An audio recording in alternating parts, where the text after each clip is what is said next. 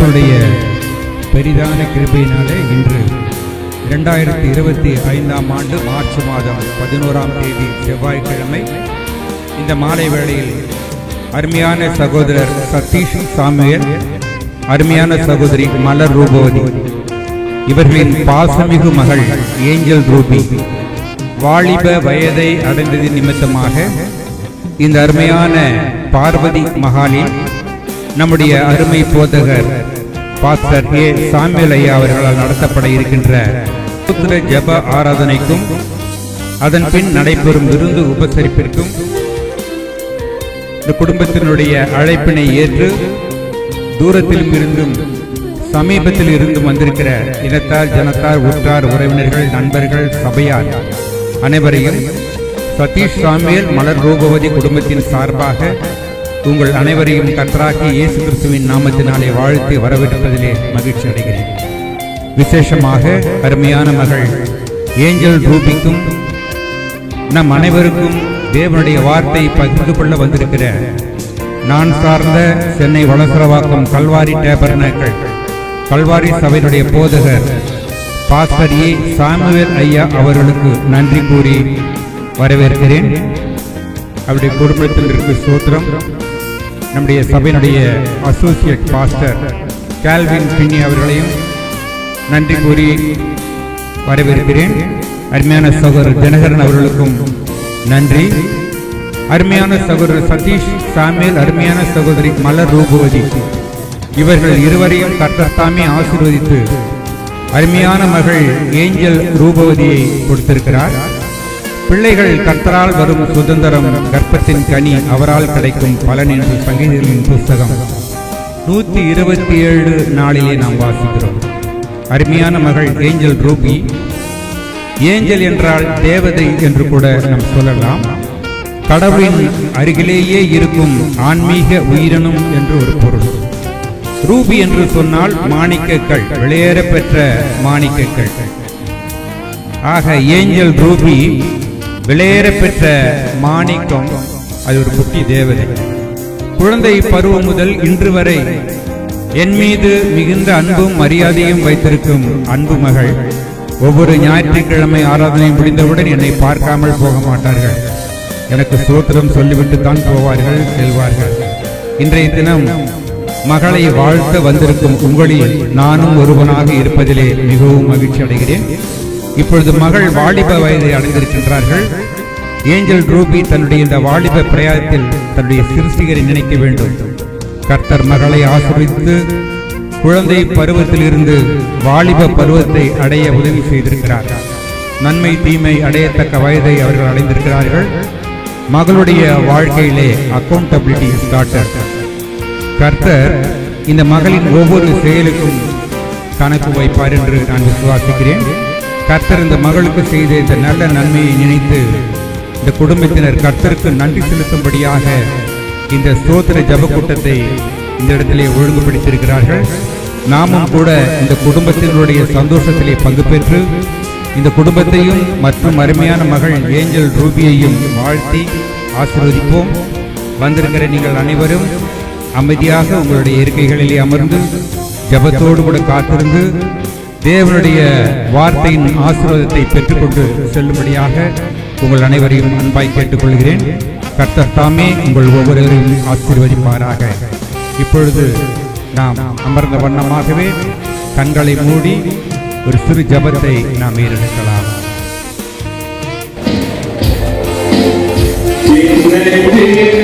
Amen.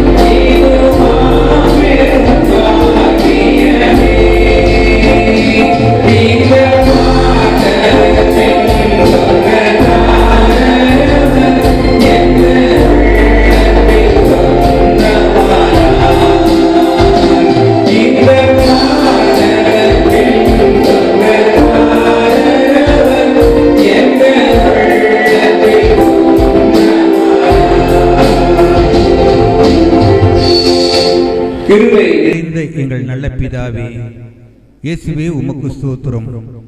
உலக தோற்றத்திற்கு முன்பதாகவே நீர் எங்களை முன்குறித்தீர், அழைத்தீர், நீதிமானாக்கி நீர், பரிசுத்தப்படுத்தினீர், பரிசுத்த ஆவியை கொடுத்திருக்கிறீர், மகிமையும் படுத்துகிறீர். தேவரீர், இந்த நல்ல நாளில் இந்த நல்ல வேளைக்காக உமக்கு ஸ்தோத்திரம். வான தூதர்கள், வான சேனைகள் மனோகர கீதங்களால் எப்பொழுதும் உம்மை பரிசுத்தர் பரிசுத்தர் என்று ஓய்வில்லாமல் துதித்துக் கொண்டிருக்கிறார்கள். ஆம் தேவனே, நீர் பரிசுத்தர். துதிகளின் மத்தியிலே நீர் வாசம் செய்கிறவர். ஆவிக்குரிய சிறைவளராகி எங்கள் மத்தியிலும் நீர் கர்த்தாவே ஜீவிக்கிற தேவனாக இருக்கிறீர். 7ஆம் முத்திரையை உடைத்த பொழுது பரலோகத்திலே ஏறக்குறைய அரை மணி நேரம் அமைதல் உண்டாயிற்று. 1963ஆம் வருஷம் பலமுள்ள தூதனாக வானத்திலே இருந்து நீர் இறங்கி வந்தீர். முத்திரைகளை திறந்து வேதத்தின் ரகசியங்களை எங்களுக்கு வெளிப்படுத்தீர். தேவரீர், இப்பொழுதும் எங்கள் மத்தியிலே நீர் இருக்கிறீர். நீர் இருக்கின்ற இடத்தில் துதிகளுடைய சத்தம் உண்டு. நீர் துதிக்கு, கனத்திற்கு, மகிமைக்கு பாத்திரராய் இருக்கிறீர். ஆராதனுடைய இந்த துவக்கம் முதல் முடியும் மட்டும் உடைய பிரசன்னம் எங்கள் மத்தியிலே இருப்பதாக. தேவரீர், தடைகளையாவும் அப்புறப்படுத்தும். தடைப்படுகிற பிள்ளைகளை நீர் கூட்டி சேர்ப்பீராக. துதிக்கிறோம். துதி, கன, மகிமை யாவையும் ஒருவருக்கே நாங்கள் எடுக்கிறோம். கர்த்தராகிய இயேசு கிறிஸ்துவின் தேவநாமத்தினாலே நாங்கள் வேண்டிக் கொள்கிறோம். ஆமென், ஆமென். 1000 நாவுகள் இருந்தாலும் அவரை துதிக்க போதாது. அவர் துதிக்கு, கனத்துக்கு பாத்திர. துதிக்கு, கனத்துக்கு பாத்திர இயேசு ஒருவரே.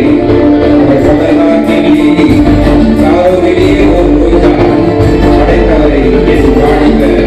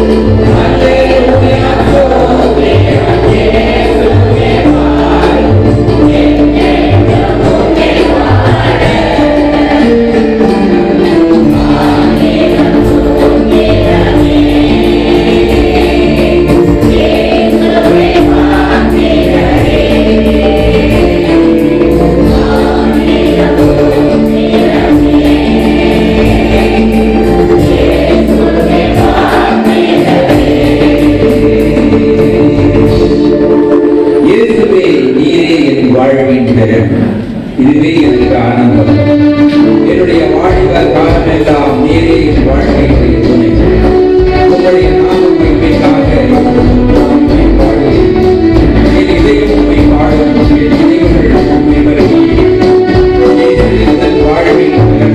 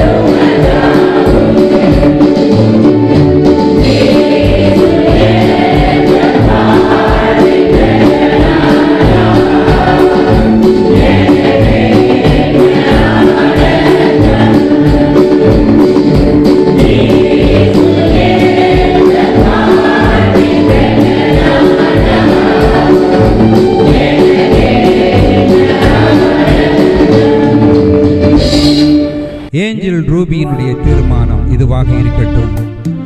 உந்தன் வசனம் நான் கைக்கொள்ளுவேன், உந்தன் வழிகளிலே நான் நடந்திடுவேன். நான் எப்பொழுதும் ஆசீர்வாதமாகவே இருக்க விரும்புகிறேன். என் தேவனாள், என் தேவனாள், நிச்சயம் நான் இந்த நாளிலே ஆசீர்வாதத்தை பெற்றுக் கொள்வேன். உந்தன் வசனம், வாக்குத்தத்த வசனத்தை நான் கைக்கொள்ளுவேன். உம்முடைய வழிகளிலே நான் நடந்திடுவேன்.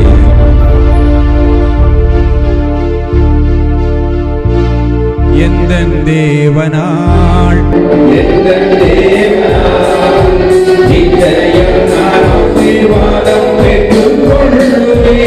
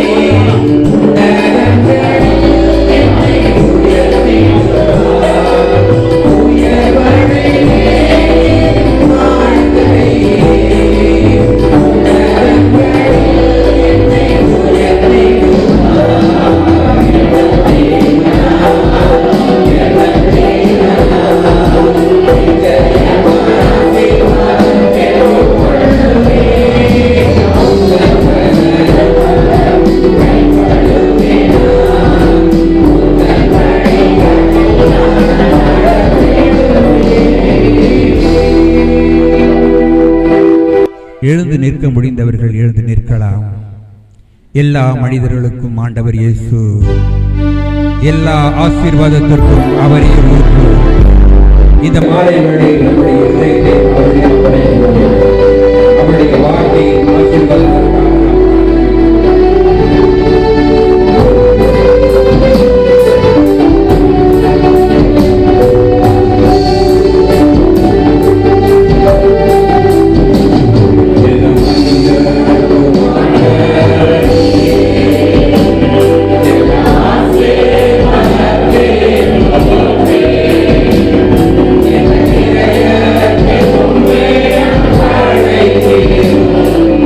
Yeah.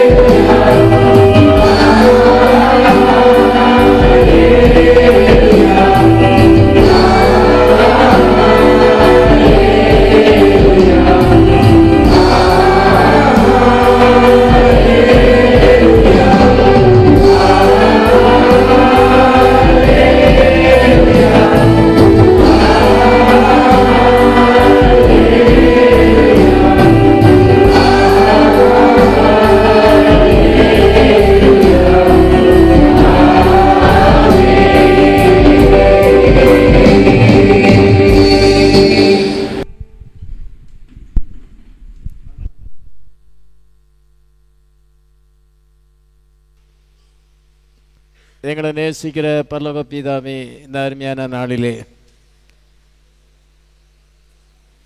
நாங்கள் எல்லாரும் ஒருமனப்பட்டு வந்திருக்கிறோம். நாங்கள் எதற்காக வந்திருக்கிறோம் என்பதை அறிந்திருக்கிறீர். ஏஞ்சல் ரூபி வயதுக்கு வந்திருக்கிறாள், பெரிய பெண்ணாக மாறியிருக்கிறாள். அருமையான சகோதரன் சதீஷ் சாமியல் மலர் ரூபதிக்கு கர்ப்பத்தின் கனியை கொடுத்து இம்மட்டும் நீர் பாதுகாத்து வந்து இந்த ஸ்டேஜ் அடையும்படியாக வந்திருக்கிறாள். அதற்காக நாங்கள் உமக்கு ஸ்தோத்திரம் செலுத்த, மகிமை செலுத்தும்படியாக வந்திருக்கிறோம். கர்த்தாவே, இந்த கூட்டத்துக்கு வந்திருக்கிற கர்த்தருடைய பிள்ளைகள், இன்னும் உற்றார் உறவினர் எல்லாரையும் நீர்தாமே ஆசீர்வதிப்பீராக. சிறிது நேரமாக இந்த பெண்ணுக்கும் இங்கே வந்திருக்கிற எல்லாருக்கும் ஆசீர்வாதமாக சில வசனங்களை வேதத்திலிருந்து சொல்லும் பொழுது நீர்தாமே ஆண்டவரே உம்முடைய வார்த்தையின் மூலமாக எங்களோடு கூட பேசுவீராக. வானம் பூமி அழிந்து போகும், ஆனால் உம்முடைய வார்த்தை அழிந்து போகாது. உம்முடைய வார்த்தை நிச்சயமாக நிறைவேறும். உம்முடைய வார்த்தையிலே ஜீவன் இருக்கிறது. அது உச்சரிக்கப்படும் பொழுது அந்த ஜீவன் வெளிப்படுகிறது. அது அந்த வார்த்தையை நிறைவேற்றுகிறது. இந்த ஜீவனுள்ள வார்த்தைகளை உம்முடைய பிள்ளைகள் கவனமாக கவனிக்க, கர்த்தர் பேசும் பொழுது அந்த வார்த்தைக்கு கீழ்ப்படிய ஒப்பு கொடுக்கும்படியாக நீர்தாமே பசுத்த ஆவியானவர் கிரியை செய்ய வேண்டுமாறு ஜெபிக்கிறோம். அடியனை மறைத்து நீர் பேசும். உம்முடைய நாமமே மகிமைப்படட்டும். இயேசு கிறிஸ்துவின் நாமத்திலே வேண்டிக் கொள்கிறேன். ஆமென்.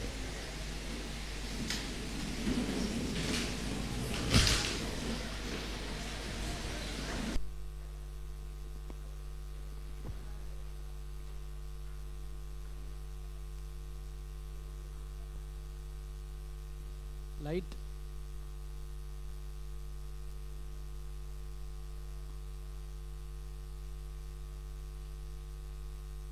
லைட் சரி வரலையா?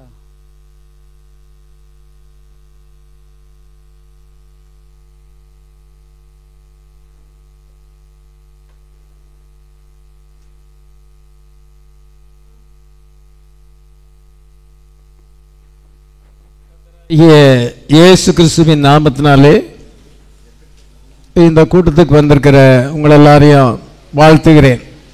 கர்த்தர் தாமே உங்களை ஆசீர்வதிப்பாராக. ஏஞ்சல் ரூபிக்கும் இங்கே வந்திருக்கிற எல்லாருக்கும் ஆசீர்வாதமாக சில வசனங்களை சொல்ல விரும்புகிறேன். எல்லாரும் தயவுசெய்து பொறுமையாக கேட்கும்படியாக கேட்டுக்கொள்கிறேன். இங்கே முன்னால் இடம் இருக்குது, யாரும் அங்கே நின்றுக்கிட்டு இருக்க வேண்டிய அவசியம் இல்லை. சார் சதீஷ் சாமியல் கைட் பண்ணுவார். எல்லாரும் தயவுசெய்து நீங்கள் உட்கார்ந்து தேவனுடைய வார்த்தையை கொஞ்ச நேரம் பொறுமையாக கேளும்படியாக உங்களை இயேசு கிறிஸ்துவின் நாமத்திலே கேட்டுக்கொள்கிறேன். கர்த்தர் நம்மை ஆசீர்வதிப்பாராக.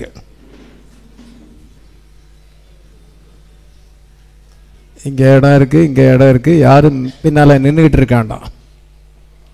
நான் இதை சொல்ல வேண்டிய அவசியம் இல்லை. சகோதரன் சதீஷ் சாமியல் இதை ஒழுங்குபடுத்துவார். பரிசுத்த லூக்கா என்பவர்களின் சுவிசேஷம் 10ஆம் அதிகாரம் 38ஆம் வசனம் முதல் 42ஆம் வசனம் முடிய. லூக்கா 10ஆம் அதிகாரம் 38ஆம் வசனம் முதல் 42ஆம் வசனம் முடிய. பின்பு அவர்கள் பிரயாணமாய் போகையில் அவர் ஒரு கிராமத்தில் பிரவேசித்தார். அங்கே மார்த்தாள் என்னும் பேர் கொண்ட ஒரு ஸ்திரீ அவரை தன் வீட்டிலே ஏற்றுக்கொண்டாள். அவளுக்கு மரியாள் என்னப்பட்ட ஒரு சகோதரி இருந்தாள். அவள் இயேசுவின் பாதத்தருகே உட்கார்ந்து அவருடைய வசனத்தை கேட்டுக்கொண்டிருந்தாள். மார்த்தாளோ பற்பல வேலைகளை செய்வதில் மிகவும் வருத்தமடைந்து அவரிடத்தில் வந்து, ஆண்டவரே, நான் தனியே வேலை செய்யும்படி என் சகோதரி என்னை விட்டு வந்திருக்கிறதை குறித்து உமக்கு கவலை இல்லையா? எனக்கு உதவி செய்யும்படி அவளுக்கு சொல்லும் என்றால். இயேசு அவளுக்கு பிரதியுத்தரமாக, மார்த்தாளே, மார்த்தாளே, நீ அநேக காரியங்களை குறித்து கவலைப்பட்டு கலங்குகிறாய். தேவையானது ஒன்றே. மரியாள் தன்னை விட்டு எடுபடாத நல்ல பங்கை தெரிந்து கொண்டாள் என்றார். அவளுக்கு மரியாள் எனப்பட்ட ஒரு சகோதரி இருந்தாள். 39ஆம் வசனம். அவள் இயேசுவின் பாதத்தருகே உட்கார்ந்து அவருடைய வசனத்தை கேட்டுக்கொண்டிருந்தாள். She had a sister called Mary, which also sat at Jesus' feet and heard his word. அவள் இயேசுவின் பாதத்தருகே உட்கார்ந்து அவருடைய வசனத்தை கேட்டுக்கொண்டிருந்தாள். அவளுக்கு மரியாள் என்னும் ஒரு சகோதரி இருந்தாள். அவள் இயேசுவின் பாதத்தருகே உட்கார்ந்து அவருடைய வார்த்தையை கேட்டு கொண்டிருந்தாள். கொடுக்க போகிற செய்தியின் தலைப்பு என்னவென்றால் மேரி ஆஃப் பெத்தானி, பெத்தானியாவில் உள்ள மரியாள் என்னும் சகோதரி. மேரி ஆஃப் பெத்தானி. இங்கே முதலாவது மேரியை குறித்து என்ன சொல்லப்பட்டிருக்கிறது? அவள் இயேசுவின் பாதத்தருகே உட்கார்ந்து அவருடைய வசனத்தை கேட்டு கொண்டிருந்தாள் என்று சொல்லப்பட்டிருக்கு. பைபிளில் அந்த மரியாளை குறித்து விசேஷமாக எழுதப்பட்டிருக்கு. அந்த காலத்தில் நிறைய மரியாள் இருந்தாங்க. இவள் மேரி ஆஃப் பெத்தானி என்று அழைக்கப்படும், பெத்தானியாவில் உள்ள மரியாள். அதில் நான் மரியாள் இருக்காங்க, இன்னும் நிறைய மரியாள் இருக்கிறாங்க. ஆனால் மரியாளுங்கிறது ஒரு பொதுவான பேர். ஆனால் டிஃப்ரென்ஷியேட் பண்ணுவதற்காக இவளை மேரி ஆஃப் பெத்தானி என்று அழைக்கப்படுகிறார். பெத்தானியாவில் உள்ள மரியாள். இவளை முதலாவது இந்த 10ஆம் அதிகாரத்தில் நம்ம வாசிக்கிறோம். லூக்கா 10ஆம் அதிகாரத்தில் அவள் இயேசுவின் பாதத்தருகே உட்கார்ந்து அவருடைய வசனத்தை கேட்டு கொண்டிருந்தாள் என்று பார்க்கும். இவளுடைய அடையாளம் முதலாவது இவ்விதமாக சொல்லப்பட்டிருக்கிறது. இயேசுவின் பாதத்தருகே உட்கார்ந்து அவருடைய வசனத்தை அவள் கேட்டு கொண்டிருந்தாள். அருமையான சகோதரன் சதீஷ் சாமியல், மலர் ரூபவதி, இங்கே ஏஞ்சல் ரூபி, இது ஒரு சின்ன ஃபேமிலி. இவங்களை குறித்து தான ஒரு சில காரியங்களை சொல்ல விரும்புகிறேன். அதில் சகோதரன் சதீஷ் சாமியல் 15 வருஷமாக சபைக்கு வருகிறார் என்று நினைக்கிறேன். சகோதரன் ஞானம், சகோதரி எமி ஒரு நாளில் அருமையான சகோதரன் சதீஷ் சாமியலை என்னிடத்துல கொண்டு வந்தார்கள். கல்வாரி டேபர்நாக்கிளுக்கு கொண்டு வந்தாங்க. அவர்கிட்ட நான் பேசும் பொழுது அவர் ஏற்கனவே கிறிஸ்டியனாக இருக்கிறார். அவங்களுடைய தாய் தப்பன், அவங்களுடைய குடும்பத்தார் எல்லாருமே ரொம்ப ஸ்ட்ராங் ஹிந்துவாக இருக்கிறாங்க. இந்து பக்தி உள்ளவர்கள், அதிகமாக சாமி கும்பிடுறவங்க. அந்த குடும்பத்தில் இவரை ஆண்டவர் தெரிந்து கொண்டிருக்கிறார். தாய் தப்பனுக்கு தெரியாமல் தான் சர்ச்சுக்கு போனார். முதல்ல சர்ச்சுக்கு அப்படி தான் வந்தார். அவர் ரொம்ப பக்தியாக இருந்தார், ரொம்ப ஸ்ட்ராங்காக இருந்தார். ஆனாலும் அவர் சத்தியத்தை தெளிவாக தெரியலை. அவங்க ஃபேமிலி முதல்ல கோயம்புத்தூரில் இருந்தாங்க. கோயம்புத்தூரில் ஒரு சபைக்கு அவர் போய் கொண்டிருந்தார். அந்த சபையில் ஆதாம் ஏவாளும் நெல்லிக்காய் சாப்பிட்டதுனால பாவம் வந்துச்சு அப்படின்னு அந்த பாஸ்டர் அவங்களுக்கு உபதேசம் கொடுத்துருக்கிறார். அதனால் அவர் அந்த உபதேசத்தை நம்பிட்டு நெல்லிக்காவே சாப்பிட மாட்டார். ஏன்னா ஆதாம் ஏவாள் செய்த பாவம் நெல்லிக்காய் சாப்பிட்றது. அதுக்கு பிறகு அவருக்கு அந்த சர்ப்பத்தின் உபதேசம், எல்லா உபதேசத்தையும் சொல்லி கொடுத்த பொழுது அவர் எல்லாத்தையுமே பிலீவ் பண்ணார். அதிலிருந்து அவர் நம்ம சபைக்கு ரெகுலராக ஆண்டவரை தேடுறதுக்கு சபைக்கு அட்டன் பண்ணினார். சத்தியத்தை ரொம்ப நேசித்தார். அவர் எவ்வளோ காரியங்களை இங்கே கற்றுக்கொண்டார். என்னோடு கூட ரொம்ப க்ளோஸ் ஃபெல்லோஷிப் வைத்தார். அடிக்கடி என்கிட்ட பேசுவார். நானும் அவரை ரொம்ப நேசித்தேன். அவர் சத்தியத்தில் ரொம்ப ஸ்ட்ராங்கான பிலீவராக மாறினார். பின்பு அவர் வாழ்க்கையில் சில சோதனைகள், போராட்டங்கள், பிரச்சனைகள் எல்லாத்தையும் ஜெயித்து அவர் கர்த்தரை பின்பு உறுதியாக பற்றி கொண்டார். அதன் பின்பு அவருக்கு மேரேஜ் பண்ண வேண்டிய நேரம் வந்தது. அப்பொழுது சகோதரி மலர் ரூபவதியை காண்பிக்கும் பொழுது அவர் அதை சம்மதித்தார்.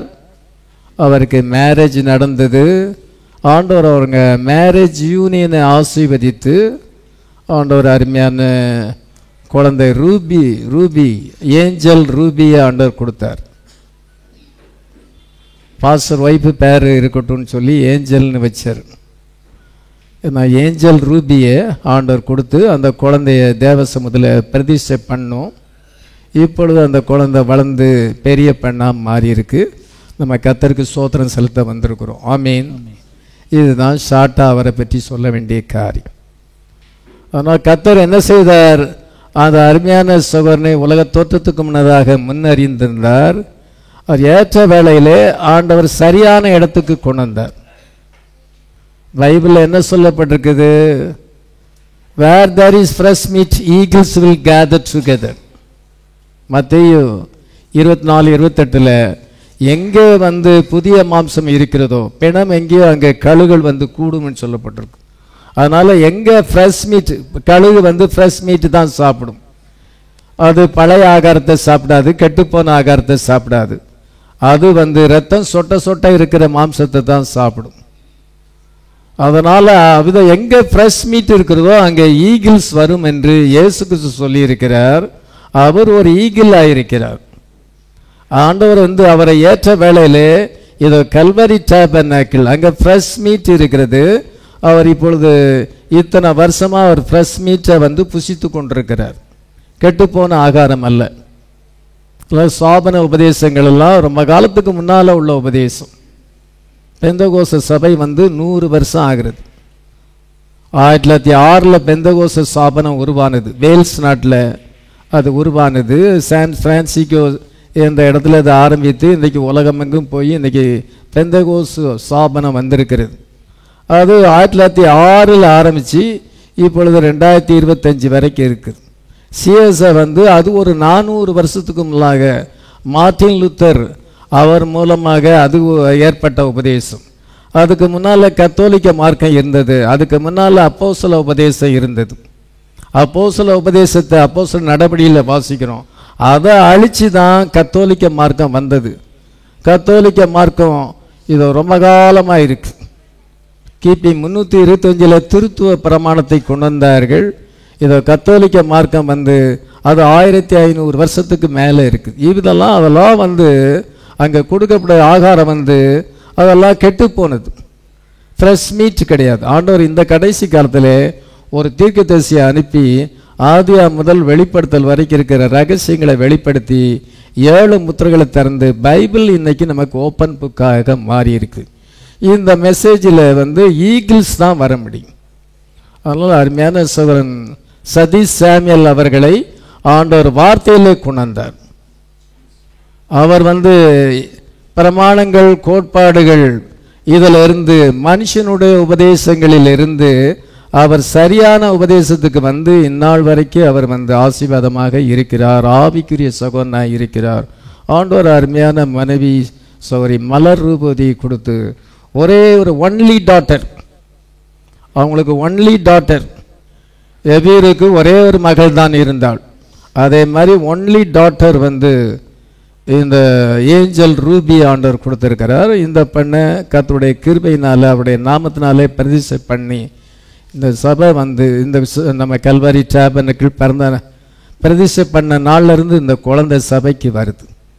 அதனால ஒரு கிறிஸ்தவ சூழ்நிலையிலே, ஒரு ஆவிக்குரிய சூழ்நிலையிலே இந்த குழந்தை வளர்க்கப்பட்டு இன்றைய தினத்தில் இந்த ஸ்டேஜை அடையும்படியாக, இது ஒரு பிராயத்தை அடையத்தக்கதாக ஏஜ் அட்டன் பண்ணும்படியாக கிருபை தந்திருக்கிறார். அதனால நம்ம கர்த்தருக்கு ஸ்தோத்திரம் செலுத்துகிறோம்.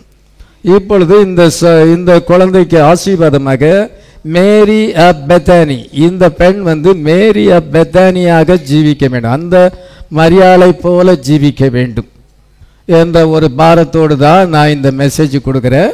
இதை நீங்கள் உங்கள் எல்லாருக்குமே இது பிரயோஜனமான காரியம். 3 காரியத்தை தான் சொல்ல போகிறேன், மனசில் நீங்கள் வச்சுக்கிடலாம். முதலாவதாக மரியாளை நம்ம பார்க்கும் பொழுது அவள் இயேசுவின் பாதத்தருகே உட்கார்ந்து அவருடைய வசனத்தை கேட்டு கொண்டிருந்தாள். மேரி sat at Jesus' feet and heard his word. அப்படின்னு sat at Jesus, இயேசுவின் பாதத்தருகே அவள் உட்கார்ந்தாள். ஆனால் மார்த்தாள் அவள் பற்பல வேலைகளை செய்வதிலே இருந்தாள் என்று சொல்லப்பட்டிருக்கிறது.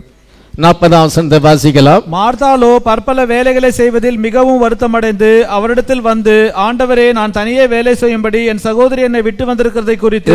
மார்த்தாள் பற்பல வேலைகளை செய்தாள். அவள் கிச்சன்ல இயேசு கிறிஸ்துக்கு டின்னர் ஆயத்தம் பண்ணுகிறாள். இவளோ அவருடைய பாதத்தருகே காத்திருந்து அவள் வார்த்தையை கேட்டு கொண்டிருந்தாள் என்று சொல்லப்பட்டிருக்கிறது. அதனால் பெத்தானியா கிராமத்தில் இருக்கிற இந்த மேரி ஃபேமிலி ஒரு ஸ்மால் ஃபேமிலி. அந்த ஃபேமிலியில் 3 பேர் இருக்கிறாங்க. இந்த மார்த்தாள் மரியாள் என்பவர் அக்கா தங்கச்சி. அவங்க ஹீப்ரூ கேர்ள்ஸ், எபிரேய பிள்ளைகள், ரொம்ப லவ்லி கேர்ள்ஸ், அன்பான அங்கே பெண் பிள்ளைகள். அவங்களுக்கு ஒரே ஒரு சகோதரன் லாசரு, ஒரே ஒரு சகோதரன். இவங்க பெத்தானியா என்ற கிராமத்திலே வாழ்கிறார்கள். இந்த பெத்தானியா எங்கே இருக்குன்னா எருசலேமுக்கு 2 மைல் தூரத்தில் இருக்கு. எருசலேமுக்கு அருகில் அந்த பெத்தானியா கிராமம் இருக்கிறது. ஒலிவ மலையினுடைய ஸ்லோப்ஸில் அது இருக்கு. ஒலிவ மலை அந்த சரிவில் அது அங்கே அந்த கிராமம் இருக்குது, ஒரு லிட்டில் வில்லேஜ். அதில் இவங்க இந்த சின்ன குடும்பத்தார் வாழ்ந்து வராங்க. இதில் லாசரு அவன் பைபிள் காலேஜ் படிக்கிறான். சொல்ல போனால் அவன் வேதாமத்தை படித்து அவன் ஒரு வேத பாரகனாக மாற வேண்டும் என்று அவன் பிரயாசப்பட்டு கொண்டிருக்கிறான் என்று பென்காம் சொல்லுகிறார். இந்த 2 கேர்ள்ஸும் ஆண்டவரை ரொம்ப நேசித்தாங்க, ஆவிக்குரிய பிள்ளைகள். இவர்கள் இயேசு கிறிஸ்து காலத்திலே வாழ்ந்தார்கள். அப்பொழுது யோவான் சானகன் மனம் திரும்புங்கள், பரலோராஜ்யம் சமீபமாக இருக்கிறது என்று பிரசங்கம் பண்ணுகிறான். அது மாத்திரமல்ல, இயேசு அவனுக்குள்ள ஞானசானம் எடுக்கும் பொழுது, இதோ உலகத்தின் பாவத்தை சுமந்து தீர்க்கிற மெய்யான ஆட்டுக்குட்டி என்று அவன் இயேசு கிறிஸ்துவை அறிமுகப்படுத்துகிறான்.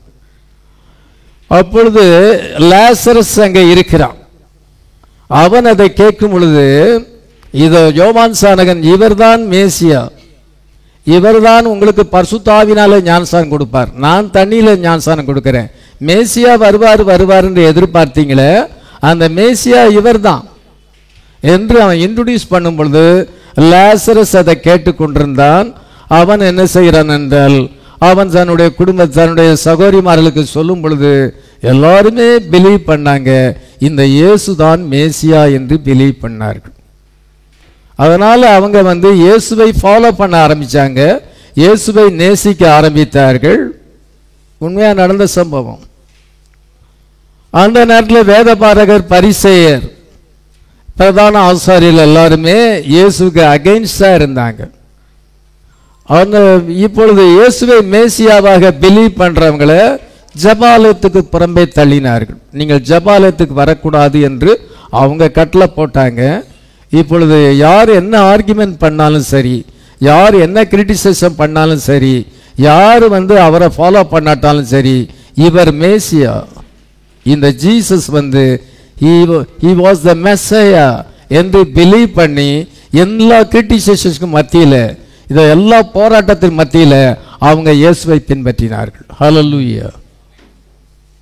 அவங்க யோவான் சானகனுடைய பிரசங்கத்தை கேட்டார்கள், கேட்டு இயேசுவை விசுவாசித்தார்கள். பின்பு அவர்கள் இயேசுவை ஃபாலோ பண்ணும் பொழுது அந்த நேரத்தில் இருந்துதானே இதோ வேதபாரகர், பரிசேயர், சதுசேயர் எல்லாருமே அவரை ஒட்டு மொத்தமாக பகைக்கும் பொழுது அதெல்லாம் கேர் பண்ணல. இவர் மேசியா, இவருக்காகத்தான் காத்திருந்தோம், இதோ இவர் மாம்சத்தில் வெளிப்பட்டிருக்கிறார் என்று ஃபாலோ பண்ணாங்க. இயேசு கிறிஸ்துவை கடைசி வரைக்கும் ஃபாலோ பண்ணி அவருடைய மீட்டிங்லாம் அட்டன் பண்ணி அவருடைய பிரசங்கத்தெல்லாம் கேட்டாங்க. அதனால இயேசு கிறிஸ்து அவங்கள ரொம்ப நேசித்தார். அவர் எருசலேமுக்கு 2 மைல் தூரத்தில் தான் அந்த கிராமம் இருக்கிறது. அடிக்கடி அவர் அங்கே பெத்தானியா கிராமத்துக்கு போய் அங்கே ராத்தங்கினார். அதனால மார்த்தாள் எப்பொழுதுமே அவருக்கு நல்ல டின்னர் ப்ரிப்பேர் பண்ணி கொடுத்தாள். இந்த மரியாள் என்ன வாசிக்கிறோம், அவள் இயேசுவின் பாதத்தருகே உட்கார்ந்து அவருடைய வார்த்தையை கேட்டு கொண்டிருந்தாள் என்று பார்க்கிறோம். ஆண்டவர் லாசருவை ரொம்ப நேசித்தார், அந்த குடும்பத்தை நேசித்தார். காரணம் என்ன, அந்த குடும்பத்தார் அவரை நேசித்தாங்க. ஹல்லேலூயா. எத்தனை பேர் இயேசுவை நேசிக்கிறோம்? ஹல்லேலூயா. இயேசு கிறிஸ்துவை நேசிக்கிறது தான் இன்னைக்கு பெரிய காரியம். The passion, we love the passion of Jesus Christ. இயேசு கிறிஸ்து என்ற நபரை நம்ம நேசிக்கிறோம். ஆனால் சாபனமானது அதுக்கு அகைன்ஸ்டா இருக்கிறது. அன்னைக்கு வேதபாரகர், பரிசேயர் அதுக்கு அகைன்ஸ்டா இருந்தாங்க. கடைசியாக அவர்கள் சிலுவையில் அறைஞ்சாங்க. அது அவங்க அகைன்ஸ்டா இருந்தாங்க. இவங்க அதெல்லாம் பொருட்படுத்தாதபடி அதெல்லாமே அவங்க சமாளித்து கொண்டு ஜீசஸை ஃபாலோ பண்ணாங்க. ஆமென். அதே தான் அன்னைக்கு இன்னைக்கு உண்மையான ட்ரூ வேர்டு வந்திருக்கிறது. ஜீசஸ் இஸ் காட் என்று சொல்லும் பொழுது மனுஷன் திருத்துவத்தை ஏற்படுத்தி இருக்கிறான். தேவன் 3 பேராக இருக்கிறார் அப்படி என்று சொல்லும் பொழுது அது பாபிலோனிய உபதேசம், அது கத்தோலிக்க உபதேசம், அதுதான் பெந்தகோஸ் சபையில் இருக்கு. தி பெந்தகோஸ் சர்ச்சிலே அதுதான் இருக்கு. ஆனால் நம்ம we believe in one God. ஹல்லேலூயா. அதனால இஸ்ரவேலே கேள், உன் தேவனாகிய கர்த்தர் ஒருவரே கர்த்தர், அவர் மாம்சத்தில் வெளிப்பட்டார். 1 தீமோத்தேயு 3:16 தேவன் மாம்சத்தில் வெளிப்பட்டார், அவர் தான் கர்த்தராகிய இயேசு கிறிஸ்து. ஹல்லேலூயா. அவர் 3 ஸ்தானத்தில் இருக்கிறார். Father, son and the holy ghost என்ற 3 ஆபீசஸ்ல இருக்கிறார். But we believe in one God. அதே தான் அன்னைக்கு நமக்கு இன்னைக்கு அந்த விதமான போராட்டம். எல்லாம் டினாமினேஷன், எல்லாம் டிரினிட்டி. பைபிளில் டிரினிட்டிங்க வேர்டே கிடையாது. ஆனால் நம்ம பிலீவ் பண்ணுறோம் ஒன் காட். இஸ்ரவேலே கேள், உன் தேவனாகிய கர்த்தர் ஒருவரே கர்த்தர். முதலாம் கற்பனையே அதுதான். என்னையன்றி உனக்கு வேற தேவர்கள் உண்டாயிருக்க வேண்டாம். அதனால இவங்க ஒன் காடை பிலீவ் பண்ணாங்க. அந்த ஒன் காடு கர்த்தராகிய இயேசு கிறிஸ்து, அவர் மாம்சத்தில் வந்திருக்கிறார், மனுஷனாக வந்திருக்கிறார் என்று அந்த காலத்தில் பிலீவ் பண்றது கஷ்டம், இந்த காலத்திலையும் பிலீவ் பண்றது கஷ்டம். அதனால பாருங்க, இவங்க அப்படியாப்பட்ட ஒரு விசுவாசியாக இருந்தார்கள். இவர்கள் ஆண்டவரை நேசித்தார்கள். ஆண்டவர் இவங்க வீட்டில் அடிக்கடி ராத்தங்கி இருக்கிறார். அங்க அதிகமாக அவங்களோடு ஃபெலோஷிப் வச்சிருந்தார். இன்னைக்கு நம்ம ஆண்டவரை நேசித்த ஆண்டவர் நம்ம நேசிப்பார். ஹல்லேலூயா. அவர் நம்ம ஆண்டவரை விட்டுட்டு வேத பாடுற பரிசேயர் மெஜாரிட்டியை பார்த்தோம்னா அது மனுஷனுடைய உபதேசம். நம்ம நித்திய ஜீவனை இழந்து போவோம். அதனால யார் யார் நித்திய ஜீவனிற்கு என்று நியமிக்கப்பட்டிருக்கிறார்களோ ஆண்டவர் அங்கே அவருடைய ஆடுகள் எங்கே இருக்குன்னு தெரியும். அவருடைய ஆடுகள் இப்பொழுது பெத்தானியா கிராமத்தில் இருக்குது. இந்த 3 ஆடுகள் இருக்கிறது. அவர் மேய்ப்பனா இருக்கிறார். மேய்ப்பன் அந்த ஆடுகளை தேடி போகிறார். அந்த ஆடுகள் அவருடைய சத்தத்துக்கு செவி கொடுக்கிறது. ஹல்லேலூயா. இப்பவும் அப்படிதான். உலகமெங்கிலும் 700 கோடி மக்கள் இருக்கிறார்கள். இதுல ஆண்டவர் ஒரு சிறு கூட்டத்தை தெரிந்து கொள்ளும். அவங்க தான் மணவாட்டி.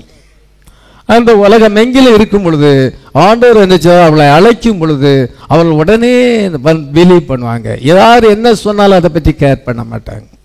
இந்த மார்த்தாள் மரியாள் யார் என்ன சொன்னாலும் அதை பற்றி கேர் பண்ணல. அவங்க அவரை இன்வைட் பண்ணாங்க. தங்களுடைய வீட்டில் அவரை இன்வைட் பண்ணார்கள், ஏற்றுக்கொண்டார்கள் என்று சொல்லப்பட்டிருக்கிறது. 35ஆம் வசனத்தை வாசிக்கலாம்.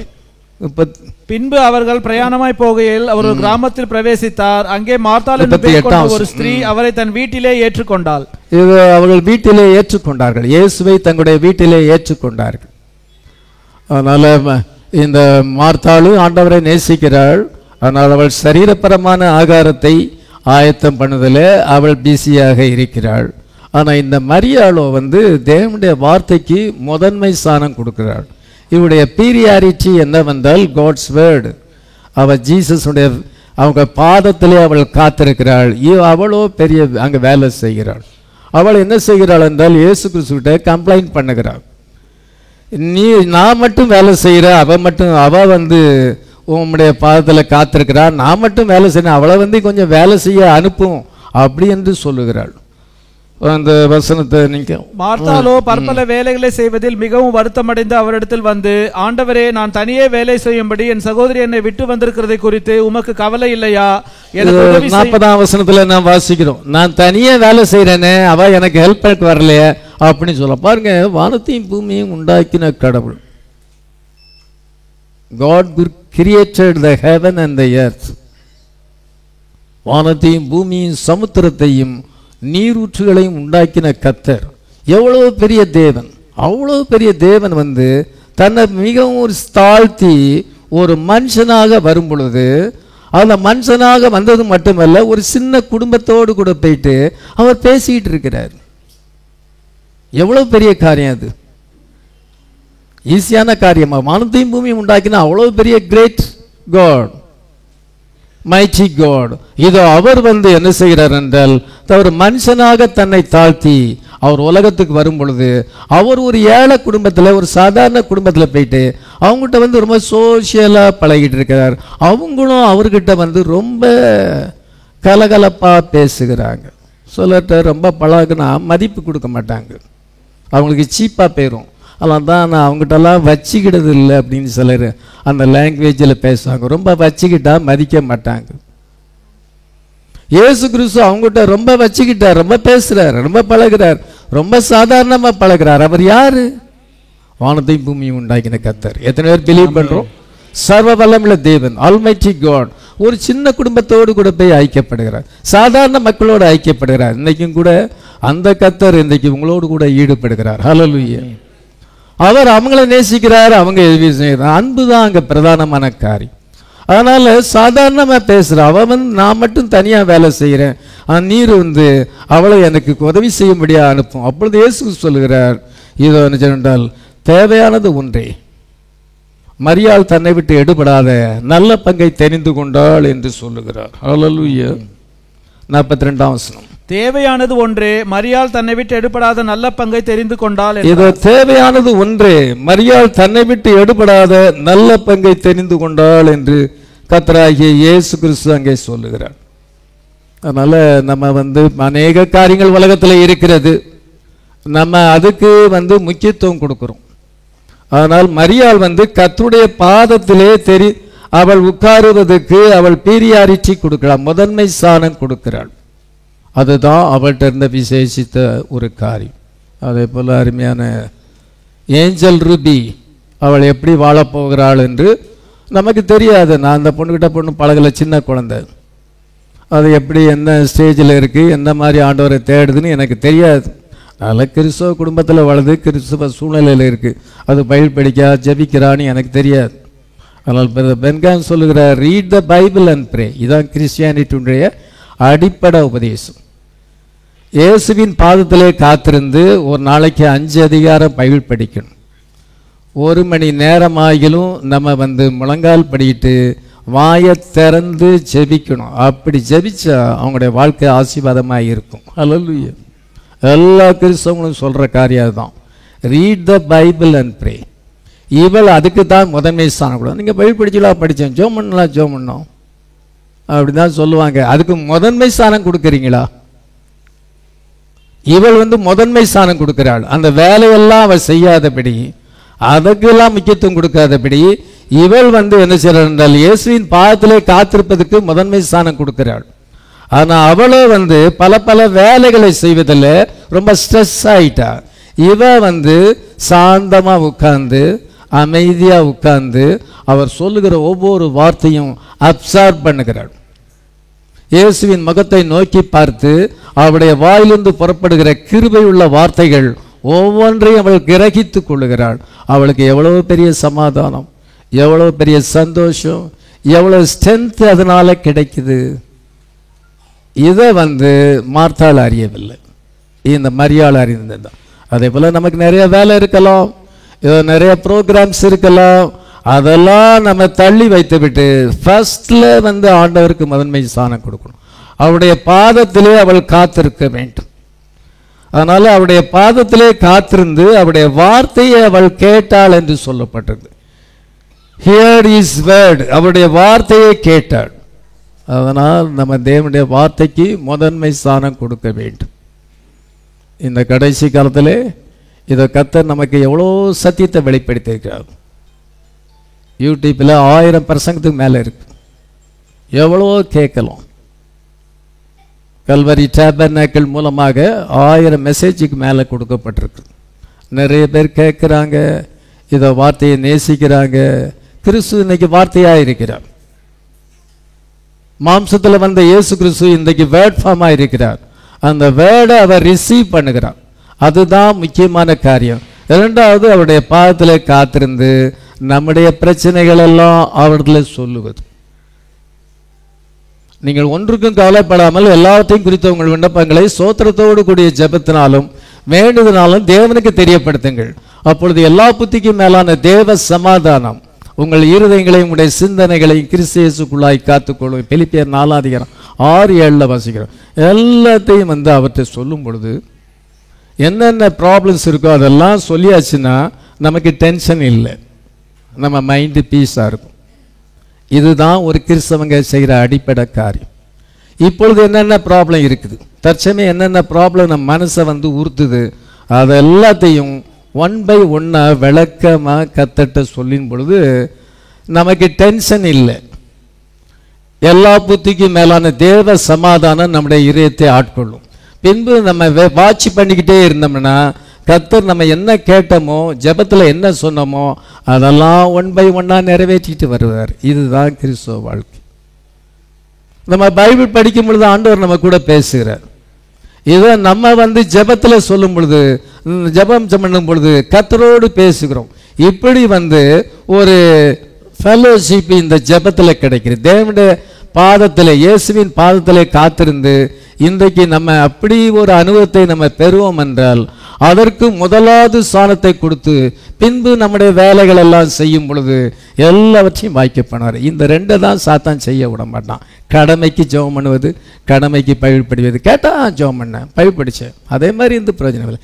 சின்சியராக செஞ்சோமா, இப்போ சின்சியராக ஆண்டோடைய பாதத்தில் காத்திருந்து அவருடைய முகத்தை பார்த்து தன்னுடைய ப்ராப்ளம்ஸ் எல்லாத்தையும் சொல்லுகிறாள்.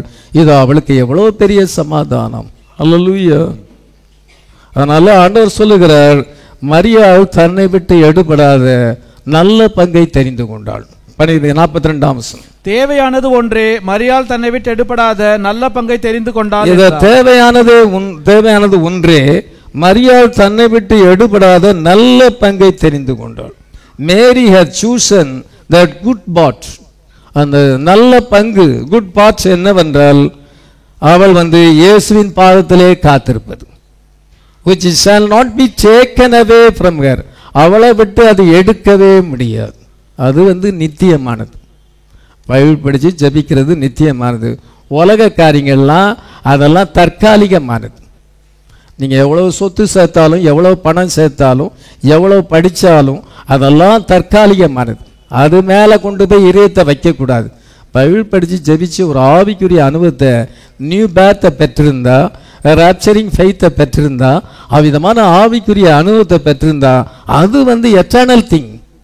அதனால் மார்த்தாள் அவள் உலக காரியங்களுக்காக பிரயாசப்பட்டு கொண்டிருக்கிறாள், அழிந்து போகிற போஜனத்துக்காக பிரயாசப்பட்டிருக்கிறாள்.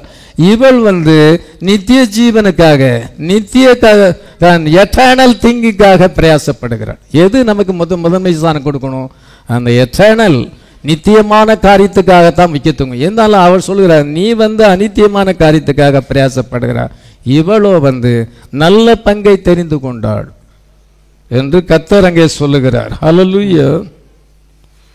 அதனால் நீங்கள் கவனிக்கும் பொழுது நம்ம தேவ சமூகத்திலே காத்திருந்து நம்ம ஜெபிக்க, நம்ம அந்த அனுபவம் இந்த பெண்ணுக்கு இந்த வயசுல இருந்தே இந்த நாள்ல இருந்து ஒப்பு கொடுத்தா வாழ்க்கையில் நடக்கிறது எல்லாமே நன்மைக்கு எதுவாய் நடக்கும். அன்றையும் அவருடைய தீர்மானத்தின்படி அழைக்கப்பட்டவர்களாய் தேவனிடத்தில் அன்புகளுக்கு சகலமும் நன்மைக்கு எதுவாய் நடக்கிறது. அதனால் வாழ்க்கையில் என்ன காரியம் வந்தாலும் நமக்கு நன்மையாக முடியும். யோசேப்பு வாழ்க்கையில் வந்தது எல்லாமே நன்மைக்கு எதுவாய் முடிந்தது. யோபு வாழ்க்கையில் ஏற்பட்ட சோதனைகள் எல்லாமே நன்மைக்கு எதுவாய் முடிந்தது. ஏனென்றால் தேவனிடத்தில் அன்பு கூறுவது, அவரை நேசிப்பது, அப்படி செய்யும்போது அவருடைய பாதத்திலே காத்திருக்க கற்றுக்கொள்வது, அவருடைய பாதத்திலே காத்திருந்து நம்முடைய குறைகள் எல்லாம் அறிக்கை செய்ய வேண்டும். பாஸ்டர் பிரசங்கல் பண்ணாரா, ஏதாவது டச் ஆச்சா தேவசமத்தில் போய் அறிக்கை செய்யணும். பாஸ்டர் வெளிப்பாட சொன்னாரா, அதை பிடிச்சுக்கிடணும், அதை பிடிச்சு ஜெபத்தில் தெரியப்படுத்தணும். இதை நீங்கள் அந்த வார்த்தையை கேட்டு நீங்கள் ஜெபத்தில் தேவனுக்கு தெரியப்படுத்தும் பொழுது உங்கள் வாழ்க்கையில் நடக்கிற எல்லாமே நன்மைக்கு எதுவாய் நடக்கும். ஹல்லேலூயா. இரண்டாவதாக யோவான் 11:28 வாசிக்கலாம். யோவான் 11:28. இப்பொழுதும் நீர் தேவனிடத்தில் கேட்டுக்கொள்வது எதுவோ அதை தேவன் உமக்கு தந்தருள்வார் என்று அறிந்திருக்கிறேன் என்றால், இயேசு அவளை நோக்கி, உன் சகோதரன் உயிர்த்தெழுந்திருப்பான் என்றார். அதற்கு மார்த்தாள், உயிர்த்தெழுதல் நடக்கும் கடைசி நாளில் சரி, நேரம் அதிகம் இல்லை, 32 வாசிக்கலாம். இயேசு இருந்த இடத்தில் மரியாள் அவரை கண்டவுடனே அவர் பாதத்தில் விழுந்து, ஆண்டவரே, நீர் இங்கே இருந்தீரானால் என் சகோதரன் மரிக்க மாட்டான் என்றாள். ஆண்டவரே, அவர் இயேசு மார்த்தாள் மரியாள், ஆண்டவரே, இயேசு இருந்த இடத்தில் மரியாள் அவரை கண்டவுடனே அவர் பாதத்தில் விழுந்து, ஆண்டவரே, நீர் இங்கே இருந்தீரானால் என் சகோதரன் மரித்திருக்க மாட்டான். அவருடைய பாதத்திலே விழுகிறாள். She fell down at his feet, saying unto him, Lord, if thou hadst been here, my brother had not died. இயேசுவின் பாதத்திலே விழுந்தாள். ஆண்டவரே நீர் எங்கே இருந்தீர் என்றால் என் சகோதரன் மரித்திருக்க மாட்டான் என்று சொல்லுகிறாள். மார்த்தாளும் அதுதான் சொல்லுகிறாள். ரெண்டு பேருமே ரியல் பிலீவர். ஆனால் ரெண்டு பேருக்கு டிஃப்ரென்ஸ் இருக்கு. ஆண்டவர் எல்லாரையுமே ஒன்று போல வைக்கல, ஒவ்வொருத்தரையும் ஆண்டவர் வித்தியாசமாக உண்டாக்கி இருக்கிறார். ரெண்டு பேரும் அதுதான் சொல்றாங்க. இங்க மரியாளும் அதுதான் சொல்றா.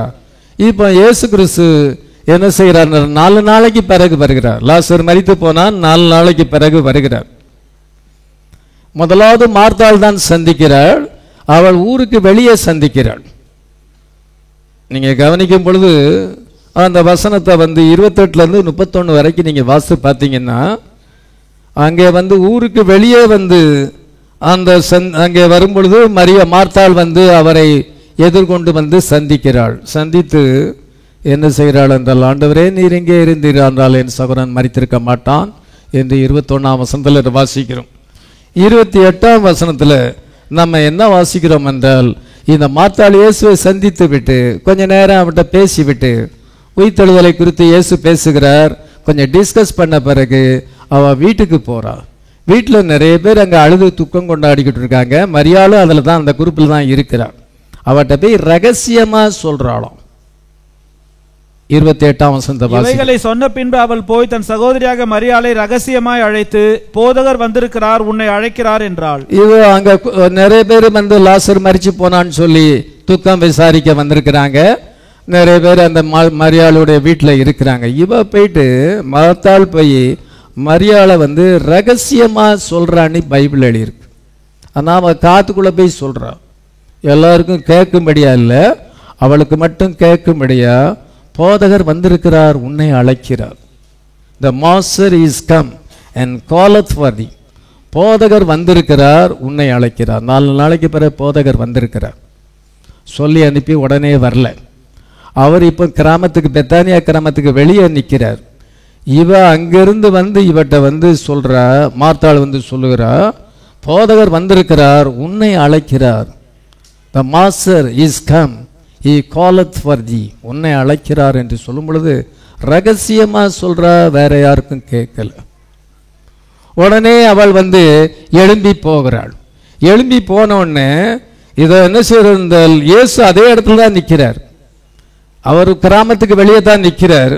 நிற்கும் பொழுது இவ சீக்கிரமா எழுந்து போறதை கண்ட உடனே மற்றவங்க எல்லாம் என்ன நினைக்கிறாங்க, இவ கல்லறைக்கு போறா அப்படின்னு சொல்லி அவங்களும் போற, அவளை பின்தொடர்ந்து போறாங்க. அவங்களுக்கு பாருங்க, எங்க இயேசுவை சந்திக்க போறாள், ஆனா அவங்க நினைக்கிறாங்க கல்லறைக்கு தான் போறான்னு நினைக்கிறாங்க.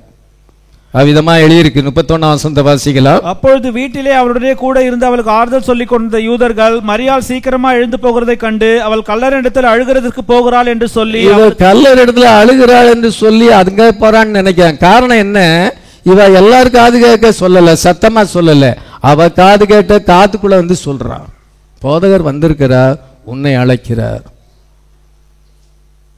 அப்பொழுது அவள் மரியாள் இயேசுடைய பாதத்தில் விழுந்து, ஆண்டவரே நீர் இங்கே இருந்தீர் என்றால் என் சகோதரன் மரித்திருக்க மாட்டான் என்று அவளுடைய பாதத்திலே விழுந்தாள் என்று நாம் பைபிளில் வாசிக்கிறோம்.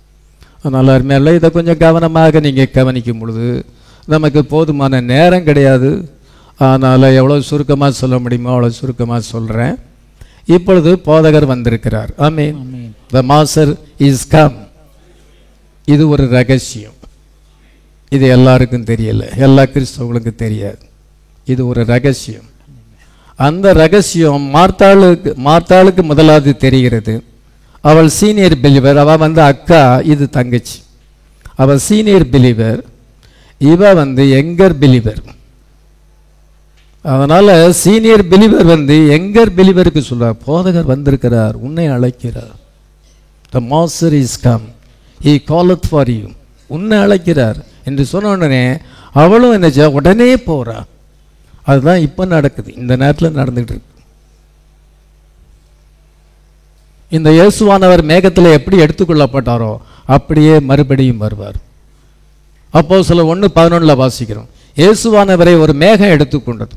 அவர் மேகத்தில், ஒலிவ மலையில போயிட்டு அப்படி மேகத்தில் அப்படி போயிட்டார். அதே போல மேகத்தில் வருவார். அதே போல இந்த கடைசி காலத்தில் மேகத்தில் வந்திருக்கிறார். இது ஒரு ரகசியம், நிறைய எல்லா கிறிஸ்தவங்களுக்கு தெரியாது. இந்த ரகசியத்தை வந்து அவர் எங்கே இருக்கிறார்? கிராமத்துக்கு வெளியே இருக்கிறார். கிராமத்து உள்ள இல்லை. கிராமம் எதை குறிக்க? டினாமினேஷன். அது ஒரு ஸ்தாபனம்.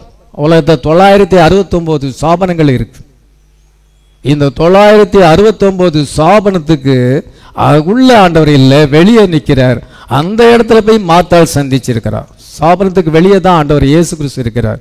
அவர் உள்ள வர முடியல, கதவை பூட்டி போட்டாங்க. எங்களுக்கு திருத்துவம், எங்களுக்கு நாங்கள் வந்து ஒரு உபதேசம் வச்சிருக்கிறோம், நாங்கள் உண்மை ஏற்றுக்கொள்ள முடியாது, உம்முடைய வார்த்தையை ஏற்றுக்கொள்ள முடியாது, நாங்கள் ஒன் காடே பிலீவ் பண்ணல, அவருடைய நாமத்தையே விசுவாசிக்கலையே, அவருடைய நாமத்திலே ஞானஸ்தானம் எடுக்கலையே, அவருடைய நாமமே வேண்டான்னு சொல்கிறாங்க. அதனால் கதவை பூட்டிட்டாங்க. பூட்டிட்டு எங்களுக்கு ஒரு உபதேசம் இருக்குது, நாங்கள் எங்கள் உபதேசத்தை போதிப்போம். இயேசு அங்கே வெளியே நிற்கிறார். அதனால் அவர் ஸ்தாபனத்துக்கு வெளியே நிற்கிறார். இப்பொழுது மார்த்தாள் போய் முதலாவது சந்தித்து சீனியர் பிலீவர், அவள் வந்து ஜூனியர் பிலீவருக்கு சொல்லுகிறாள். உடனே அவளும் போகிறா. மற்றவங்க வந்து கல்லறைக்கு போகிறான்னு நினச்சிக்கிட்டு இருக்காங்க. அதே போல் இன்றைக்கி நம்ம இயேசுவை சந்திக்க போகிறோம், ஜீவனுள்ள தேவனை சந்திக்க போகிறோம். ஜனங்கள் நம்ம கல்லறைக்கு போகிறோன்னு நினச்சிக்கிட்டு இருக்கிறாங்க. அவங்க அப்படியாக தப்பாக நினைக்கிறார்கள். நம்ம இயேசுவை சந்திக்க போகிறோம். Jesus is come. அவர் இன்னைக்கு வேர்ட் ஃபார்மாக வந்திருக்கிறார். அதிலே வார்த்தை இருந்தது, அந்த வார்த்தை தேவனாக இருந்தது. அந்த வார்த்தை இப்பொழுது மாம்சத்தில் வந்தது. அந்த மாம்சத்தில் வந்த வார்த்தை இப்பொழுது வேர்ட் ஃபார்மாக வந்திருக்கிறது. அவர் முத்திரைகளை திறந்து தேவ ரகசியத்தை வெளிப்படுத்தியிருக்கிறார். அவர் மேகத்தில் வந்து முத்திரைகளை திறந்து இன்னைக்கு பைபிள் நமக்கு ஓப்பன் புக்காக மாறி இருக்கிறது. இப்பொழுது அவர் ஃபுல்னஸ் ஆஃப் வேர்டாக இருக்கிறார். அவர்கிட்ட வந்து ரகசியமாக சொல்லுகிறார். இது ஒரு ரகசியம். ஹல்லேலூயா. மற்றவங்க எல்லாம் என்ன செஞ்சாங்க? துக்கம் கொண்டிட்டாங்க. உயிர்த்தெழுந்த இயேசு கிறிஸ்து நம்ம மத்தியிலே இருக்கிறார். அவர் இன்னைக்கு வேட்பாமாக இருக்கிறார். அவர் மறுபடியும் வந்திருக்கிறார். கர்த்தர் தாமே ஆரவாரத்தோடு பிரதான தூதனுடைய சத்தத்தோடு தேவகாலத்தோடு வந்திருக்கிறார். ஷவுட் வந்து விட்டது. உலகத்தில் ஒரு கூட்டமான மக்களை தெரிந்து கொள்ள, அவங்க தான் பிரைடு, மணவாட்டி.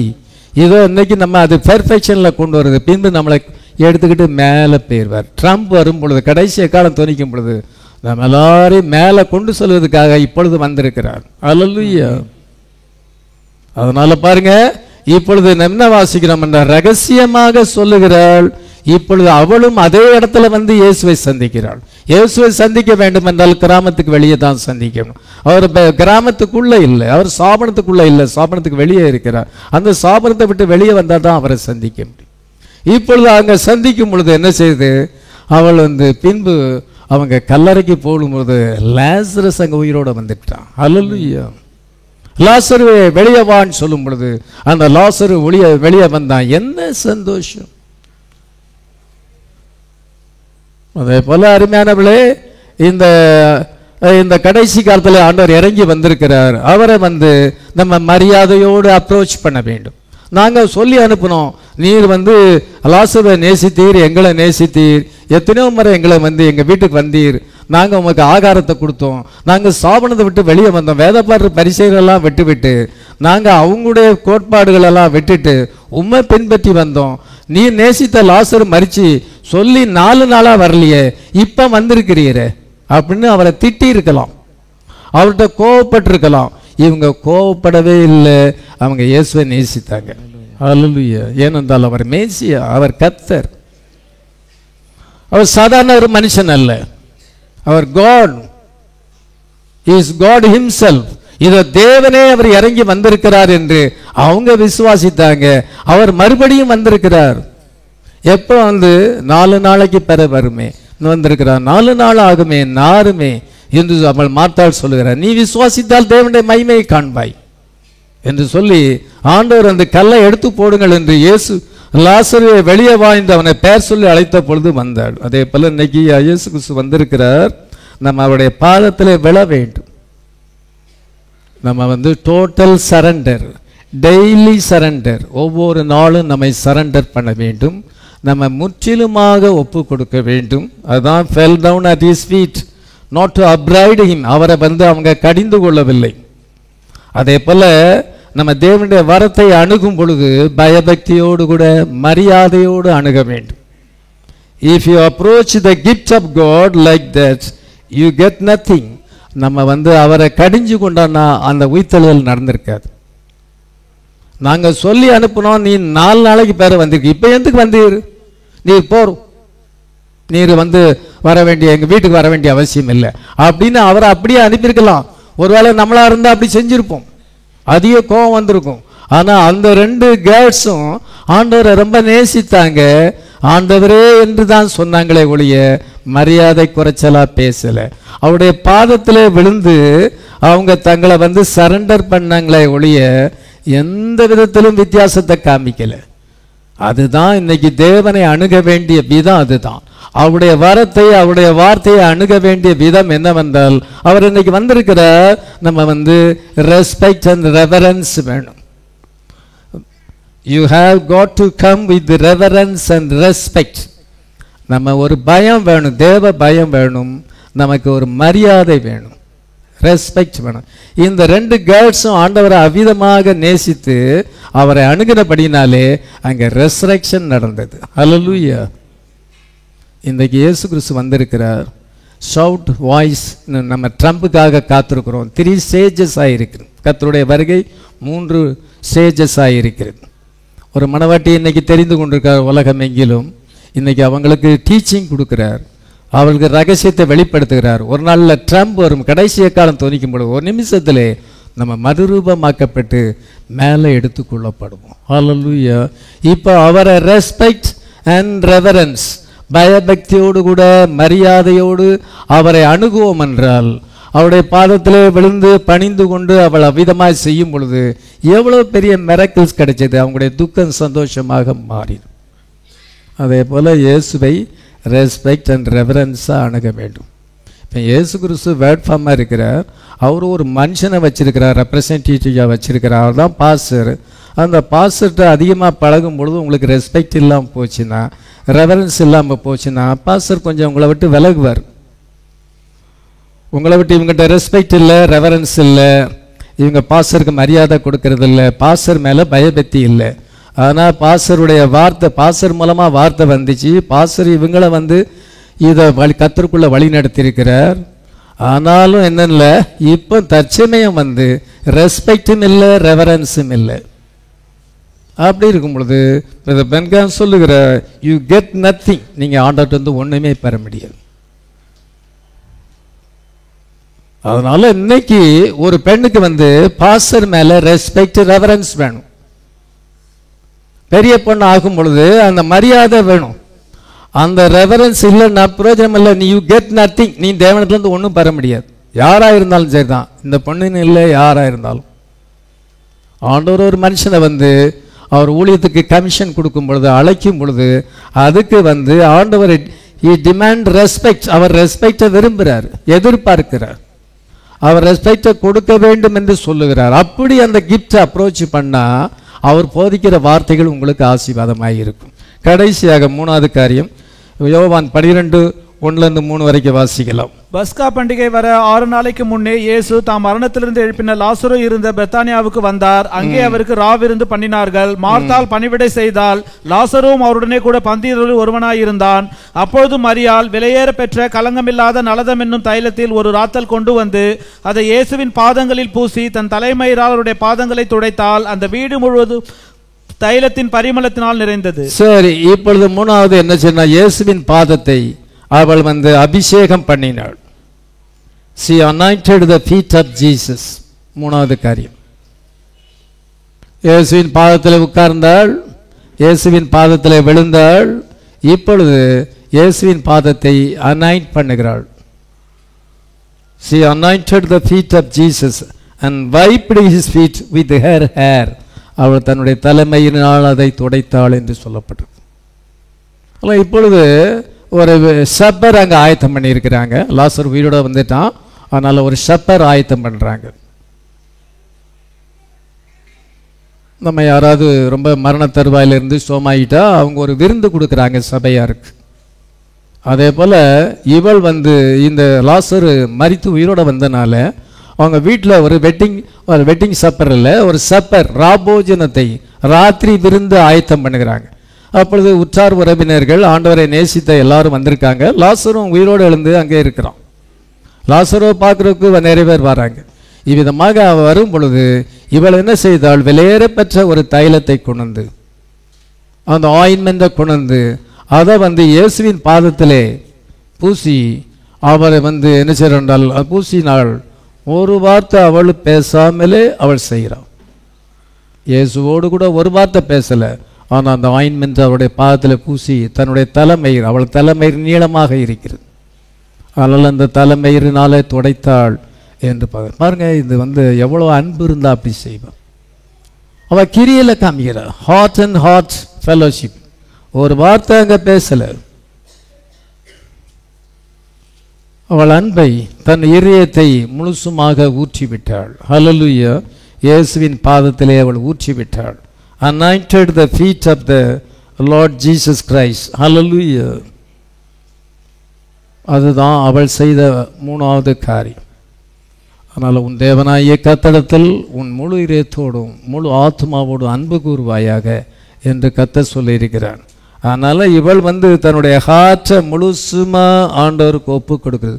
ஹோல் ஹார்ட்டை ஒப்பு கொடுப்பது.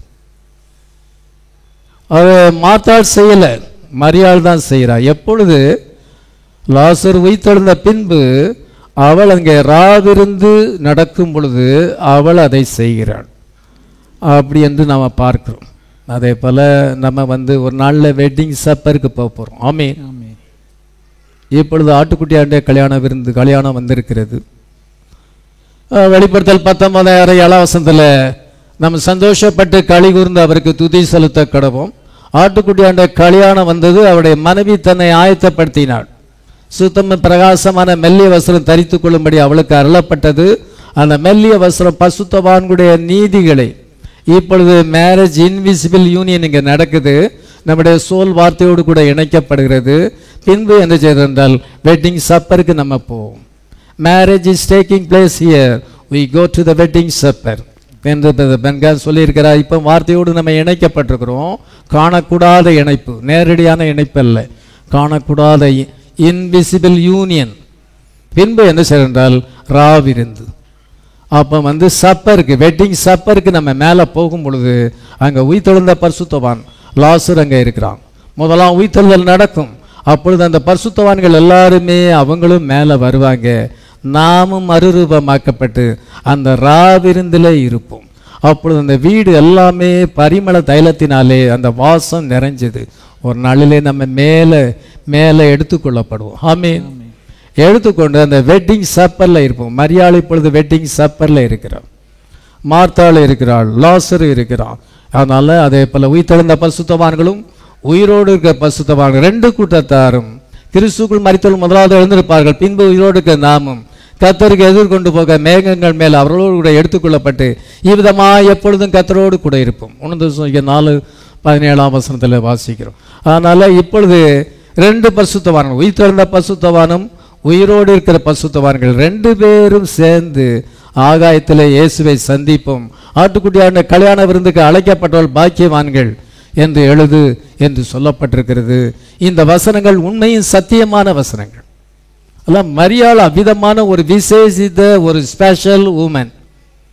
அதே போல் இப்பொழுது இவள் கேர்ள், இப்போ பேபியாக இருந்து கேர்ளாக மாறி இப்போ உமனாக இருக்கிறாள், உமன்ஹூட் அடைந்திருக்கிறாள். இந்த ஏஞ்சல் ரூபி, இந்த ஏஞ்சல் ரூபி மரியாளை போல ஜீவிக்க வேண்டும். இன்னைக்கு கேட்குற பிரசங்கத்தின்படி அவள் ஜீவிக்க வேண்டும். இன்னைக்கு கேட்குற பிரசங்கத்தின்படி நீங்களும் ஜீவிச்சா நம்ம ஒரு நாளில் அந்த வெட்டிங் சப்பர் ஆட்டுக்குட்டியாண்ட கல்யாண விருந்திலே இருப்போம். இப்போ நமக்கு விருந்து ஆயத்தமாக்கப்பட்டிருக்கிறது. இது இது அழிந்து போகிற போஜனம். ஆனால் அங்கே வெட்டிங் சப்பரில் நம்ம பங்கு பெறணும். அந்த வெட்டிங் சப்பர் நமக்காக ஆண்டவர் ஆயத்தப்படுத்துகிறார். இதோ அங்கே ராவிருந்து இருந்தது. மரியாள் இயேசுவின் பாதத்தை அனாயிண்ட் பண்ணினாள். இன்னைக்கு அவருடைய பாதத்தை அனாயிண்ட் பண்ண வேண்டும். நம்ம அவரை முத்தம் செய்ய வேண்டும்.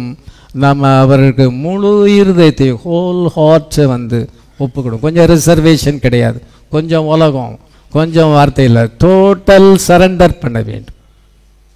நம்ம பெர்ஃபெக்ட் லவ்வை நம்ம காமிக்க வேண்டும். அப்பொழுது நம்ம எடுத்துக்கொள்ளப்படுதலே பங்கு வரும். இந்த ஏஞ்சல் ரூபி விதமாக ஜீவிப்பாள் என்று நான் எதிர்பார்க்கிறேன். அவருடைய வருங்கால வாழ்க்கையானது அதை உறுதிப்படுத்தும். அப்படியா இருந்தால் அவருடைய ஃபைனல் டெஸ்டினேஷன், முடிவாக சேரப்போகிற இடம் வந்து அந்த வெட்டிங் சப்பர். ஆமீன். அதை தான் நம்ம எதிர்நோக்கியிருக்கோம். இப்போ ஏஞ்சல் ரூபிக்காக ஜெபிக்க போகிறோம். முழங்கால் போடு.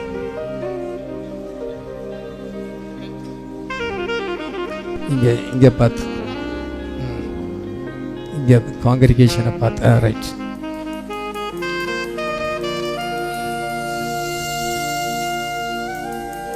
ஏஞ்சல் ரூபிக்காக அவள் வந்து மரியாளை போல, மேரியா பெத்தானி போல ஆண்டவரை நேசிக்க, ஆண்டவருக்காக ஜீவிக்க, ஆசீர்வாதமான பெண்ணாக இருக்க, அவருடைய வாழ்க்கையை ஆசீர்வாதமாக இருக்க, கர்த்தருக்கு பிரியமா ஜீவிக்க நம்ம எல்லாரும் ஜெபம் பண்ணணும். நம்ம எல்லாரும் வாயை திறந்து ஜெபம் பண்ணணும். கர்த்தாவே சோதரம், ஏஞ்சல் ரூபி நீர் நான் ஒரு ஆவிக்கு பெண்ணாக ஆசீர்வாதமாக இருக்க நீர் தாமே கிருபை தர வேண்டும். ஆரம்பிச்சு தேங்க்யூ ஜீசஸ். எங்களை நேசிக்கிற பல்லவ பிதாவே, இந்த அருமையான நாளிலே இந்த ஃபங்க்ஷன் நம்முடைய பிள்ளைகள் ஏற்படுத்தி இருக்கிறார்கள். ஏஞ்சல் ரூபியை நீர் தாமே காட்சியிலே கொண்டு வந்திருக்கிறீர்.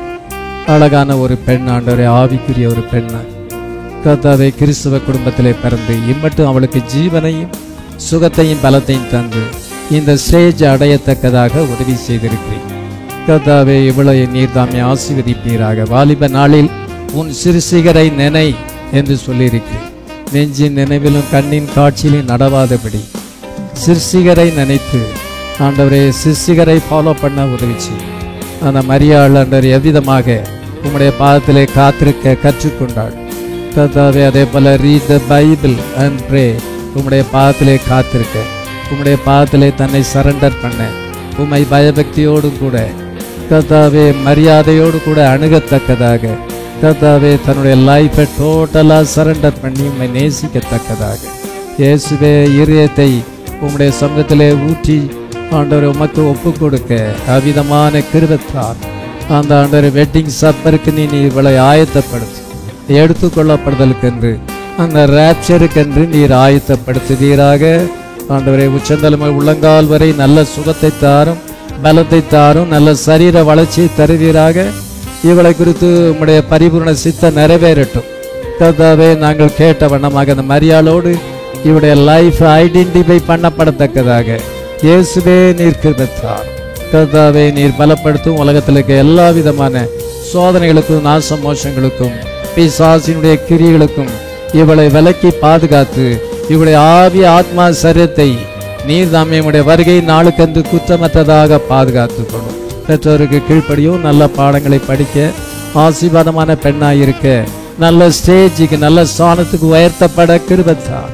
ஆண்டவரே, பாதுகாத்து கொள்ளும். இந்த பிள்ளையினுடைய பெற்றோர்களை ஆசீர்வதியும். அருமையான சொல்லும் சதீஷ் சாமுவேல் மலர் ரூபதி நீர் ஆசீர்வதிப்பீராக. உற்றார் உறவினர்கள் கர்த்தாவே, இங்கே வந்திருக்கிற கர்த்தருடைய பிள்ளைகள், ஆண்டவரே, ஊழியக்காரர்கள் எல்லாரையும் நீர் ஆசீர்வதிப்பீராக. இந்த வசனத்தை கேட்ட எல்லாரையும் நீர் ஆசீர்வதிப்பீராக. ஆண்டவர், ஆயத்தமாக இருக்கிற ஆகாரத்தை நீர் ஆசீர்வதியும். தொடர்ந்து எல்லாவற்றையும் நீர் பொறுப்படுத்திக் கொள்ளும். உம்முடைய நாமமே மகிமைப்படட்டும். ஆசீர்வதியும் கிருபையாயிரும். தொடர்ந்து எங்களை வழி நடத்துவீராக. இயேசு கிறிஸ்துவின் நாமத்திலே வேண்டிக் கொள்ளும். Will you all glory to Jesus and the love is wonderful. Will you all glory to Jesus and the love is wonderful. மகிமையாவும் அவருக்கே கிறிஸ்துவே எடுத்துமே. மகிமையாவும் அவருக்கே என்றென்றும் அவருக்கே. நம்முடைய கர்த்தராகிய இயேசு கிறிஸ்துவின் கிருபையும் ஆசீர்வாதம் வழி நடத்துகிறோம். நம்ம அனைவரோடு கூட விசேஷமாக ஏஞ்சல் ரூபியோடு கூட என்றும் என்று சதாகாலம் இருப்பதாக. ஆமென். சார், சதீஷ் சாமுவேல் ஒரு வார்த்தை சொல்லுவார்.